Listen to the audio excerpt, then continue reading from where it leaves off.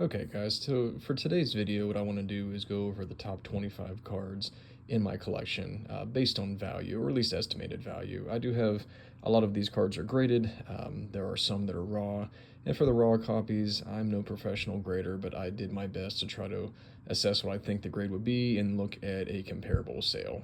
I used eBay's recently sold listings and also to 130 point to get a general idea. But the purpose of this video is just to kind of give you an idea of the type of cards I enjoy, and also to just inventory what I do have so I can see how it changes year to year. So before we get started in those, I do have a couple honorable mentions. I'm going to start with this 1980 Topps Rickey Henderson in a 6.5. And one theme you'll notice with most of my cards is I am trying to get cards that have really good eye appeal. I don't care about the grade. Sometimes honest corners or touched up corners it's nothing really that bothers me as long as the card presents well and displays well. I don't have unlimited funds, so a lot of times I am shooting for cards that just look fantastic and don't necessarily have the highest grade. So I love this Rickey Henderson rookie card, very iconic, and that is honorable mention number one. Number two is this beautiful 1953 Topps Bob Feller. This is a really well-centered card. Again, corners and edges are a little worn, but that's what makes it affordable for me. So I've looked at this card for a long time and really do enjoy the way it looks, even the back as well. These early 50s cards are just wonderful to look at, so much better than the modern stuff we see nowadays. Next honorable mention is his 1980 OPC Mark Messier rookie card. I do dabble a little bit into hockey cards, especially for players that I really enjoyed watching as a young kid. And being a Rangers fan, Mark Messier holds a small place in all of our hearts for helping deliver that cup in '94. So that is another honorable mention card. The next one actually is a card that I inherited from my dad. It's a 1964 Topps Mickey Mantle. As you can see from the top there, he had it taped into a binder when he was in Boy Scouts for a project to get a badge of some kind. And when he took it out, it took away some of the card top there. But still love it. I love the story that comes with it. Even despite this condition, it still, would sell fairly well if we ever want to sell it, but that's never going to be an option for me. But I do love this card. I love this look of the Mick. And obviously, I'm sure my dad regrets that decision. Lastly, of the honorable mentions is this beautiful 1961 Mickey Mantle MVP. Off-center, but very sharp. I love the red background here. Really makes his face stand out. But any great collection is not complete without a couple Mickey Mantle cards. So those are the honorable mentions. We'll clear those away and get into our top 25. All right. So to start our 25, here's number 25. It's his beautiful 1968 Superstars card with Harmon Killebrew, Willie Mays, and Mickey Mantle. Again, a raw copy. I have considered getting this graded, but for right now, I don't mind looking at it just raw. To see these three sluggers all in one card, it's definitely a special card to me. Number 24 is an SGC3 Willie Mays. Again, beautiful card. Love the 58 Topps and the bold colors in the background. Mays has quite a few cards that I would love to get. Unfortunately, they're a little bit out of my price range right now, so for now this will be my one representative of him in my collection, and hopefully adding more in the future. Number 23 is actually a Christmas gift last year for my wife, 1951 Bowman Yogi Berra, and this is very typical of the cards that I'm looking for. They look great, fairly well centered, maybe a little roughness on the front, but they get a low grade because of paper loss or some mark in the back. That bothers me not at all. I really just care what the front of the card looks like. And because of the damage in the back, I can get it at a lower grade and at a more affordable price. So I think that's a great picture of Yogi Berra. And again, you will see that theme continue as we progress. Next, we have the 1951 Bowman Roy Campanella. I love this image of Campanella. Again, very clean front, but again, it gets a 1 because of some paper loss in the back, which really, again, bothers me not at all. When it comes to catchers of the 50s, Yogi Berra and Roy Campanella were definitely two of the best, so I love that card and I love the way it looks in the SGC holder. And lastly, my top 20, or I guess number 21, would be this 1955 Topps rookie card of Harmon Killebrew. when I got back into collecting, this was the first quote-unquote big card that I purchased for myself. I love Harmon Killebrew. I love the 55 tops, the yellow background, how it kind of fades from lighter to darker, and I will definitely be getting this graded next time I go to a show and they're grading on site. So that is 25 through 21. Number 20 is the first semi-modern card I have. It is this 95 Pinnacle White Hot Ken Griffey Jr. When it comes to collecting modern cards, I am a Yankees fan first and foremost, but I don't think there's any kid who grew up in the 90s that did not collect Griffey, and I've always loved Griffey inserts. So this is my favorite cards. Really looks great in the PSA holder. And you'll see potentially more Griffeys as we move forward, but he and Don Mattingly are my two favorite modern cards to collect, or guys to collect. Number 19 is this really sharp 1958 Topps All-Star Mickey Mantle, SGC3. I recently submitted this myself, and I know it's slightly off-center. I'm not really sure how I got a 3. There's a little bit of residue on the back, but other than that, man, this card is very sharp. So I think it's undergraded. Doesn't matter. I'm not going to sell it anyway, but just love the way that card looks. Next, we have number 18. This really nice copy of a 1960 Topps rookie card of Carl Yastrzemski. This was actually purchased for me by a neighbor of mine as a Christmas gift a few years ago. And I will be submitting this one as SGC just to get it slabbed up so I can display it, but really nice looking card there. Next, number 17, we have 1958 Topps Hank Aaron. And again, I love the way the 1958 Topps looks. I love the deep colors behind the players. A lot of these profile shots or just headshots in general look really nice. It's got a 2 just simply because of the wrinkle at the bottom you can see in different lights, but when it's at a distance you cannot tell at all. It's very well centered. So fantastic card of Hank Aaron. And then next, another modern card, number 16 on the list, is this 96 Skybox Kobe Bryant rookie. Not a huge basketball collector, but again, in the 90s, man, you're either collecting Jordan or you're collecting Kobe Bryant. And I think this card is one of his best looking rookie cards. I do like the tops, but I decided to get this one instead. So that is number 16 on my list. Okay, moving on to the top 15 now. Number 15 is another modern basketball card. This is Generations Topps Insert Michael Jordan. I believe this is from 1998. Again, you see the $20 tag on there. I actually purchased this at a card show, a local card show, for $20, and even if this would grade a PSA 7 or 8, it's close to about $200, $250. So I think I made out pretty well on that deal. So I like any type of Jordan insert. They are skyrocketing, so anytime I can grab one for a discount, I will jump on that opportunity. Number 14 is the only Tom Brady rookie I have, 2000 Victory. Not the greatest looking card in the world, but any Brady rookie right now is worth a little bit of money. I will also be trying to get this one slabbed up the next show I go to. And I doubt I will buy any more Brady rookies. I'm not really a Michigan fan or even a Brady fan, but I feel like no collection is complete without at least one of his rookie cards. Number 13 is a very special card to me. It's a 1969 Topps Mickey Mantle.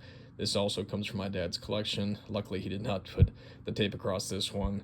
I remember as a young kid collecting cards and looking through my dad's vintage boxes that this was the card I always came back to.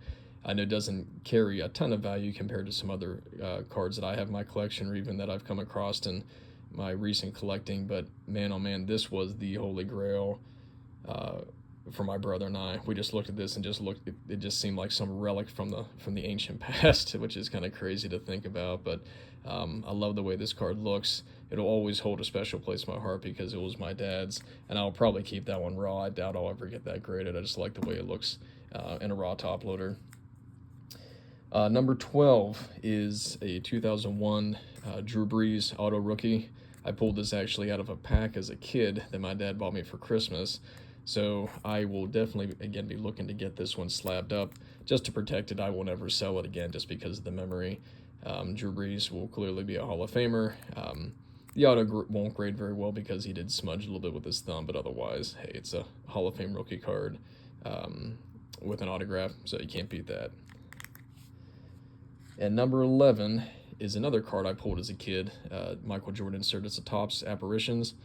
Again, I will look to get this one graded by PSA just to protect it. I doubt I'll ever sell it, but as a kid, when I pulled this, I was going absolutely nuts. I didn't have any other Michael Jordan inserts. I think this was the first one I ever pulled in real time, and it just blew my mind. I mean, it should grade pretty well. I mean, that's just a sticker. Don't worry about that. It's worth more than that. But it's just, I, again, never really hit anything big in basketball packs growing up as a kid. So this was the pinnacle of my basketball collection as a child. All right, moving on to the top 10. Number 10 is this really well-centered 1967 Topps Rod Carew rookie card. This one, again, there's a story behind this. When we were kids, my dad took some of his collection that he had as a child to a card show just to sell cards to buy Christmas gifts. It was around Christmas time, and this was one of the cards that he sold. Well, not this exact copy, but the Rod Carew rookie. This in addition to the Nolan Ryan rookie, the Johnny Bench rookie, and then a Tom Seaver rookie. So I'm slowly trying to acquire all these back again. I understand why he sold them, and we appreciate the sacrifice he made. But just, you know, as a way of saying thanks to him, I'm looking to try to get these back again. So that's number 1 in that journey of trying to get all those cards back again. Number 9 in my collection is this really well-centered 1976 Topps Walter Payton rookie. Clearly one of the best football players of all time. Really iconic football card as well. This, along with the Jim Brown rookie, I think are the two most iconic football cards, at least in my opinion anyway. Got this for actually a pretty good deal earlier this year, but really like that card. Number 8 in our countdown is this 1955 Topps Hank Aaron. So again, 55 Topps, much like the 58 Topps, I love the color in the background, love the yellows. When you have the headshot, you also have the action shot here, the old Braves logo. And second year Hank Aaron card, much more affordable compared to his rookie card. And until I can afford his rookie card, this will be probably the best Hank Aaron in my collection. So really enjoy that card. And again, as you can see, just from the cards I've showed so far and what I will show moving forward, grade is not really the focus of my collecting, at least as far as numerical value, as long as the card looks nice and it's an iconic card of a player that I really looked up to when I was a kid, or really just looked at in the Beckett a lot when I was growing up, I will snag it. So again, it's all about eye appeal for me, and that goes into play here with this Mickey Mantle 1958 Topps. One of my favorite cards of Mickey Mantle. Obviously you can see the condition, very rounded corners, honest corners as they say, a little bit of a crease here at the bottom, but again, because it's a 2, some tape residue in the back, I can afford it. But in a display, it looks fantastic. Again, very centered. That's the most important thing to me for most of these cards, is it's centered. So I really like that card of Mickey Mantle. That is number 7. And then number 6 is the second card in that group of 4 that my dad sold that I'm trying to get back. It's a BVG 2.5 of Nolan Ryan, 1968 Topps. Also Jerry Koosman as well. So very well-centered card. You can see it got a lower grade because there is a wrinkle going the length of the card down through his head. From a distance, you can't see it. It doesn't bother me one bit at all. So I will look to cross this over into an SGC holder, just like the way they look in the tuxes of vintage cards. But for right now, you know, it'll stay in the BVG. And now we're getting into the top 5 in the end of the video. So these are some of my more valuable cards, and a couple of them I just, actually, majority of these I've purchased within the last year and a half. So number 5 is this beautiful 1955 Topps Jackie Robinson. His second to last card produced by Topps. His earlier cards are so very expensive, but that's all right because this has always been my favorite. Again, I love the headshot. I love his swinging pose. I just love the yellow, how it transitions from lighter to darker. And this is a really well-centered copy. His cards have just absolutely skyrocketed, so it'll most likely be the only Jackie Robinson in my collection for the foreseeable future. Number 4, probably the most iconic hockey card of all time, is his 1979 Topps Wayne Gretzky rookie card. So this one got an authentic, minimum size not met. It means it wasn't trimmed, it wasn't tampered with, it was just cut too short in the factory. I may crack this out and try to resubmit it. I've measured it myself, and it looks pretty good. So I think it probably could get a numerical grade if I'd resubmit. But either way, I don't really care. It looks great. So probably the greatest hockey player ever to play, and one of the most, if not the most iconic hockey cards of all time. Number 3 is, in my opinion, one of the most iconic football cards of all time, and that is the 1958 Topps Jim Brown rookie card. This is an SGC 3.5. I did pay up a little bit for this one because I really wanted one that was well centered, and I didn't want a ton of snowing in the black. And this one just looked great. I couldn't be happier with it. His image might be a slightly blurry, but again, I think it's a beautiful, beautiful card. I am a Browns fan, unfortunately. That is my cross to bear. They will probably never be good in my lifetime, but at least we have some success in our past, and a lot of it is thanks to Jim Brown. So probably one of the greatest football players of all time. And lastly, my top 2. Both players that played way before World War I, and probably 2 of the greatest pitchers in the history of baseball. The first being this 1910 T206 Christy Mathewson. This is a dark cap, and I love this image. I know a lot of people are fans of the headshots,